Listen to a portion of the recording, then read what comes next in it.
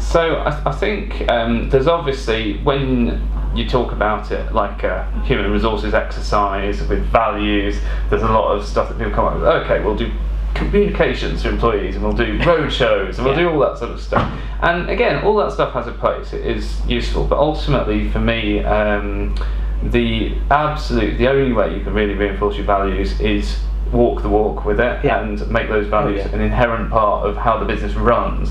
So it runs through your strategic decisions, it runs through your investment decisions, it runs through, like we've just been talking about, who you hire, and everything. And ultimately, I feel that's actually the only way. Yeah, no, it is. And the disconnect between there being not adhered to is when HR is a siphoned off department in a basement somewhere, in HQ.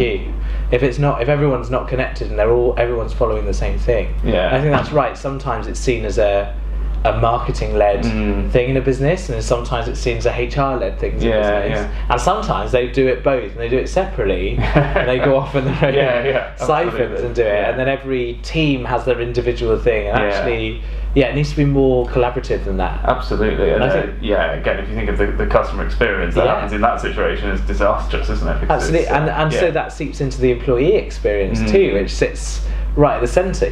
Like if your employees aren't attached to your values, then they're not going to sell those values, which is what goes outward.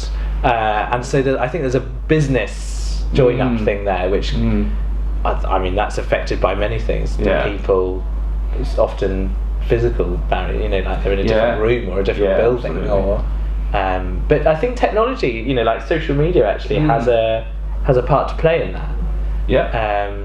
Those tools and making everyone closer and collaborative, and combining that with a physical social presence too. But that's often something that's missing. Because you have lots of different offices, don't you? We're quite a distributed organisation. I think it's absolutely the right combination of virtual and physical. I think when remote working first came in, everyone got very excited about it and thought we could be sort of globally distributed organisations who never get together in person. That just does not work. You have to have personal contact. You have to have face-to-face relationships. You have to build that rapport and empathy again.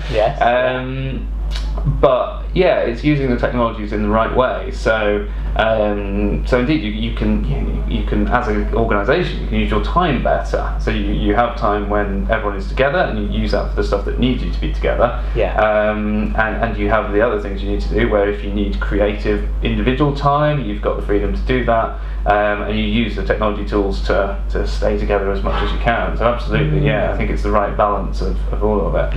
Not going too far one way or the other. No, because then you can alienate people, can't you? There are people that I remember a conversation in Karmarama about introverted and extroverted workers, for example.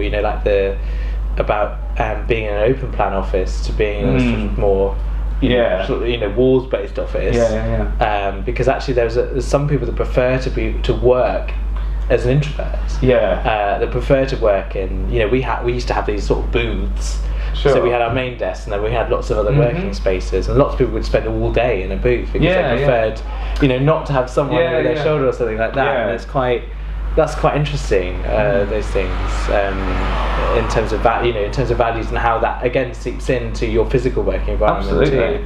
I think it's about respecting that fact that people are different, and how they prefer to work, and it is, and I think enlightened employers and organisations now are saying not everyone's different, so let's reflect that, let's create our spaces, create our environments to help them out a bit. That's right. One of my favourite recruitment campaigns was there's an advertising agency called BBH, and they always say they look for the black sheep. Their logos are black sheep, and they have this image of. You've probably seen it actually. There's a lot of white sheep, and then they have that one black sheep. They look for the black sheep, and that's a really interesting. It's an interesting value, but it's an interesting proposition to someone. And what makes you the black sheep, and how that's defined. That conjures up so much creativity in a person anyway. That's a really interesting way. No, definitely.